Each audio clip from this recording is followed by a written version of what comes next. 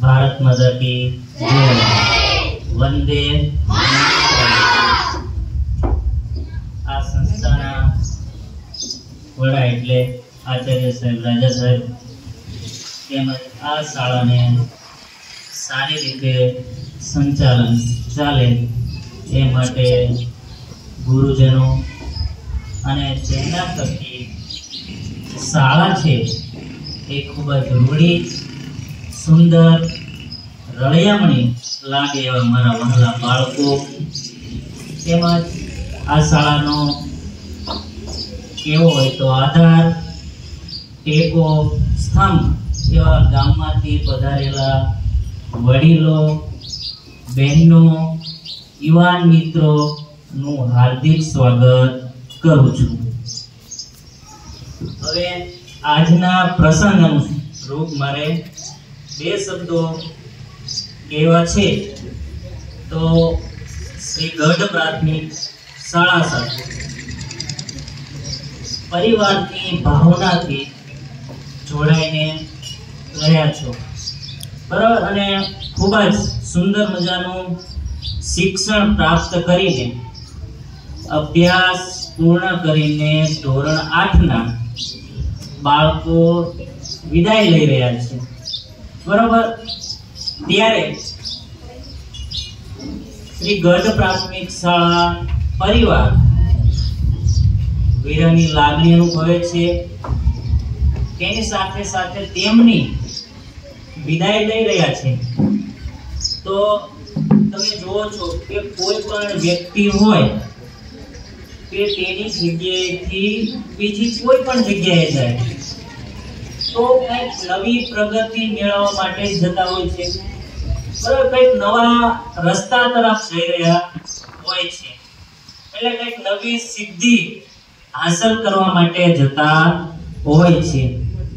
તમે બધા જ પ્રસંગોમાં નિહાળો છો કે દીકરી ઘરેથી વિદાય લઈ લે તો એ કાયમ માટે પોતાનું ઘર છોડી દેતી નથી, બરાબર। તો એમ ધોરણ 8ના બાળકો છે તે વિદાય લઈને જાય છે તો એવું નથી કે આયા એમની માટે શાળા સમાપ્ત થઈ ગઈ, બરાબર।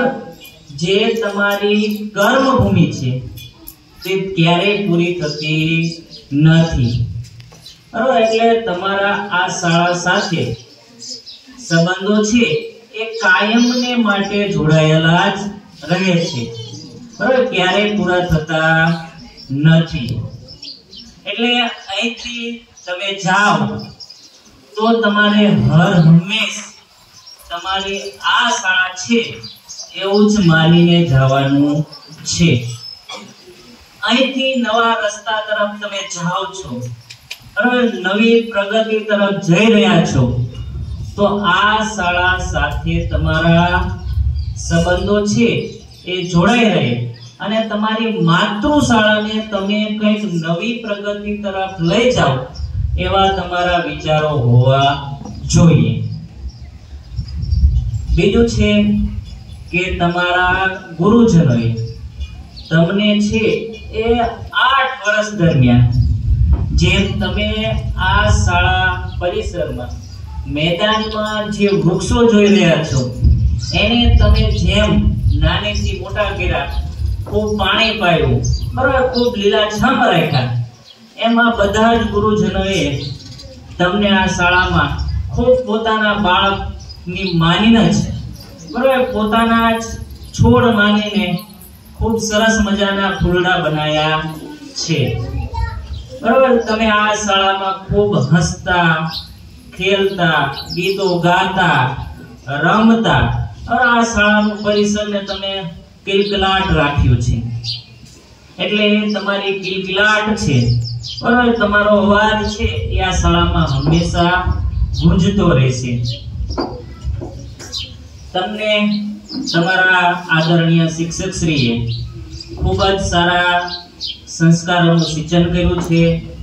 ઘરે તમારા માતા પિતાઓ છે એ આદર્શ સંસ્કારો આપતા હોય છે, બરાબર, વિવેક, આદર, સન્માન છે એ હંમેશા જાળવે એવા તમને ઘરેથી અને આયા શિક્ષકો પણ વારંવાર તમને સંદેશો આપતા હોય છે, બરાબર. તો આપણું વર્તન છે એ હર હંમેશ વિનમ્ર હોવું જોઈએ, બરાબર. તમે ઘણા બધા છે એ કહેવત અથવા પંક્તિઓ પણ સાંભળેલી છે. વિનમ્ર માણસ હોય છે એ હંમેશા આદરને પાત્ર હોય છે, બરાબર. એટલે જે માણસ વિવેક હોય છે તેને દરેક જગ્યાએ આદર સન્માન મળતું જ રહે છે. એટલે જેવી રીતે તમે આ શાળામાં આદર માન સન્માન મેળવ્યું છે, એવી જ રીતે તમારી કોઈ પણ જગ્યાએ રાહ જોઈ જ રહ્યા છે, બરાબર. કોઈના કોઈ શાળામાં દરેક બાળક છે એ ધોરણ 8 માંથી ભણી જાય તો નવી શાળામાં એડમિશન મેળવવાના છે.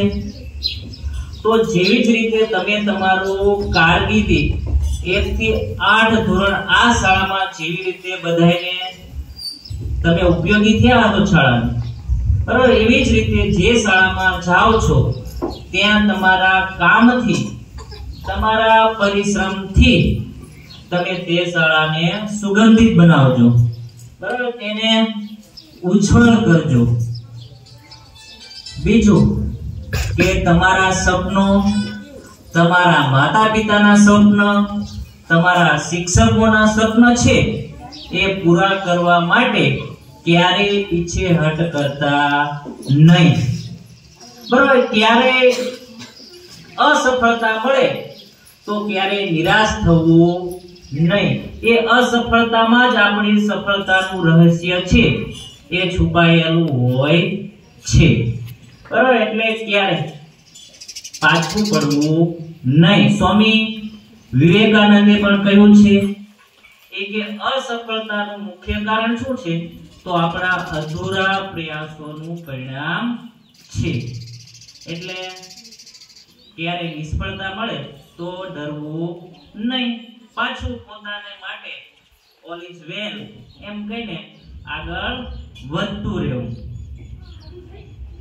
અને આ શાળા વતી અને શિક્ષકો વતી વિદાય લઈ રહેલા તમામ બાળકોને અમારો એટલો જ સંદેશો છે કે તમારું શિક્ષણ છે ક્યારેય અધૂરું છોડતા નહીં, બરાબર. કેમ કે આજના યુગમાં શિક્ષણ અભ્યાસ છે તે ખૂબ મહત્વનો છે, બરાબર. અભ્યાસ વિના ક્યારેય ચાલશે નહીં.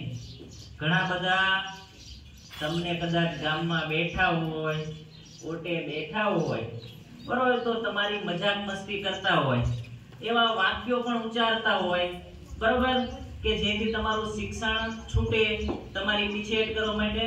તો એવી પંક્તિઓ પણ બોલતા હોય કે ભણે તે ભીખ માંગે, રખડે તે રાજા. આવું ક્યાંય જોયું ભાઈ તમે? હે, રખડે તે રાજા હોય એવું ક્યાંય જોયું તમે? હે, ન હોય ને. ભણે તે સુરવીર હોય, રખડે તે રંક હોય, બરોબર, તે ગરીબ થઈ જાય. રખડે તેનું કોઈ કાંઈ મેળવી શકતું નથી. ભાઈ સિંહને તમે જોયું છે કે સિંહ હોય તો એને બેઠા બેઠા એના મુખમાં સસલું આવીને બેસી નથી જતું. એને કંઈક મેળવવા માટે જંગલમાં દોડવું પડે છે, શિકાર કરવા માટે દોડવું પડે છે, બરોબર. તો એમ આપણે પણ કંઈક મેળવવા માટે, પ્રાપ્ત કરવા માટે પરિશ્રમ કરવો પડે જ છે, બરોબર. પરિશ્રમનો કોઈ જ વિકલ્પ હોતો નથી. એટલે જીવનમાં મહેનત કરતું રહેવું. મહેનત કરશો તો અવશ્ય એક દિવસ એનું મીઠું ફળ તમને પ્રાપ્ત થશે ને થશે જ, બરાબર. આવા એટલે ક્યારેય નેગેટિવ વિચાર છે એ મનમાં લાવતા નહીં. હંમેશા સારા વિચારો, સકારાત્મક વિચારો, હકારાત્મક વિચારો છે એ જ કરવા, બરાબર. પોતાના જીવનને સફળ બનાવવા માટે સારા પુસ્તકો, સારા માણસો, સારા લોકોનો છે એ સંયોગ કરજો, બરાબર. મોબાઈલના યુગમાં, ટેકનોલોજીના યુગમાં આપણે ઘણા બધા દૂષણો તરફ આપણને લઈ જાય છે. એટલે આ આધુનિક યુગમાં પણ આપણું જીવન છે એ ઉજ્જવળ બનાવવું એ પોતાના ઉપર જ નિર્ભર કરે છે. બરાબર? એટલે મોબાઈલમાં તમે બહુ જ બધી રીલ્સો જોતા હોય તો એમાં ઘણી બધી પ્રકારની રીલ્સો આવતી હોય, પણ એમાંથી આપણે કયો સંદેશો લેવો એ હંમેશા આપણે જ વિચારવાનું છે. બરાબર? દરેક વ્યક્તિ છે પોતાનો જ સર્જકો હોય છે. બાકી બધા તો લોકો છે આપણા માતા પિતા હોય, આપણા વડીલો હોય કે ગુરુજનો હોય, એ તો તમને ફક્ત ને ફક્ત એક નવો રસ્તા તરફ ચીંધતા હોય છે, અથવા તો નવા રસ્તા તરફ લઈ જતા હોય છે, અથવા તો તમને એક માર્ગદર્શન પૂરું પાડી શકે. પણ એ રસ્તા ઉપર ચાલવું, અડીખમ રહેવું અને આપણા લક્ષ્ય પ્રાપ્તિ સુધી પહોંચવું એ તમારા અડગ મન ઉપર નિર્ભર કરે છે. બરાબર? મેં અગાઉ પણ તમને ખૂબ જ વાત કહેલું કે આપણું મન છે એ ખૂબ જ ચંચળ છે. બરાબર? નાની નાની વાત બાબત એ તરફ દોરાઈ જતું હોય છે, લલચાઈ જતું હોય છે. બરાબર? પણ આવી બધી જ પરિસ્થિતિમાં આપણા મનને સ્થિર રાખવું એ પણ આપણી આગવી કળા છે. બરાબર? એટલે પોતાના જ વિચારો ઉપર ચાલવું, સારા જ વિચારોનું ગ્રહણ કરવું, હંમેશા સારા પુસ્તકોનું વાંચન કરવું, તેમાંથી જ કંઈક નવી પ્રેરણા આપણને મળતી રહેશે. અને બરોબર, ધોરણ 8 ના બાળકો માટે આ શાળાના દ્વાર છે એ હર હંમેશ ખુલ્લા જ છે. બરોબર? કોઈ પણ બાળકને કંઈ પણ નવું માર્ગદર્શન જોઈએ તો અહીંના સ્ટાફ ગણ છે એ તમને જરૂર પૂરું પાડશે. બરોબર? અને આ શાળામાં છે એ શિક્ષણનો પ્રવાહ જેમ ગંગાનો પ્રવાહ અવિરત છે, એમ આ શાળામાં શિક્ષણ છે અવિરત રીતે ચાલુ જ રહેશે. બરોબર? એટલે હજુ પણ આપણા ગામમાં ઘણા બધા બાળકો છે એ આ પોતાનો અભ્યાસ અધવચ્ચેથી છોડી દે છે. બરોબર? શા માટે?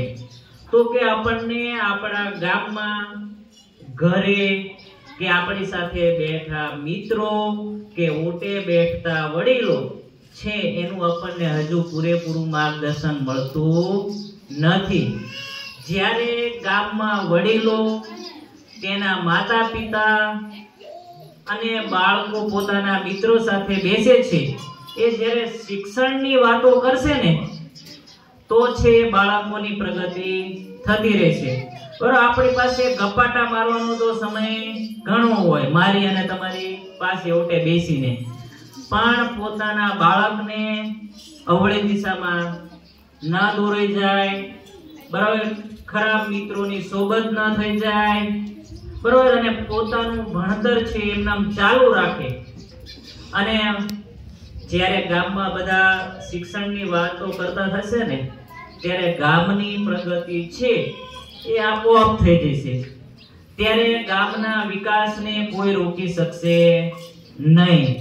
તો એ ગામનું ભવિષ્ય છે એ ખૂબ ઉજ્જવળ હશે. એટલે બાળકોને અમારો એક જ સંદેશો છે આ શાળા પરિવાર તરફથી કે દરેક બાળક જે ધોરણ 8 માંથી જઈ રહ્યા છે તે પોતાનો અભ્યાસ છે તે પૂર્ણ કરે, ક્યાંથી અધવચ્ચેથી છોડે નહીં. અને છેલ્લી વાત સાથે મારી વાણીને હું વિરામ આપું છું કે ધોરણ 8 માંથી જઈ રહેલા બાળકો, વિદ્યાર્થીઓ, તમારા માટે આ શાળાને, બરોબર, જેવી આ શાળાને તમે આજ સુધી સાચવી છે એમ ભવિષ્યમાં પણ આ શાળાનો વિકાસ થાય એવા ઉન્નત વિચારો સાથેથી તમે અહીંથી વિદાય લીજો. અને જ્યારે પણ તમને સમય મળે, બરોબર, તો આ શાળામાં કંઈક મદદરૂપ થાવ. પ્રગતિ થાય આ શાળાની, બરોબર, શાળાની વિકાસ સારો હશે, પ્રગતિ હશે તો ગામનો પણ ખૂબ વિકાસ થશે, બરોબર, ગામ પણ પ્રગતિના પંથ તરફ જશે. અસ્તુ. જય હિન્દ.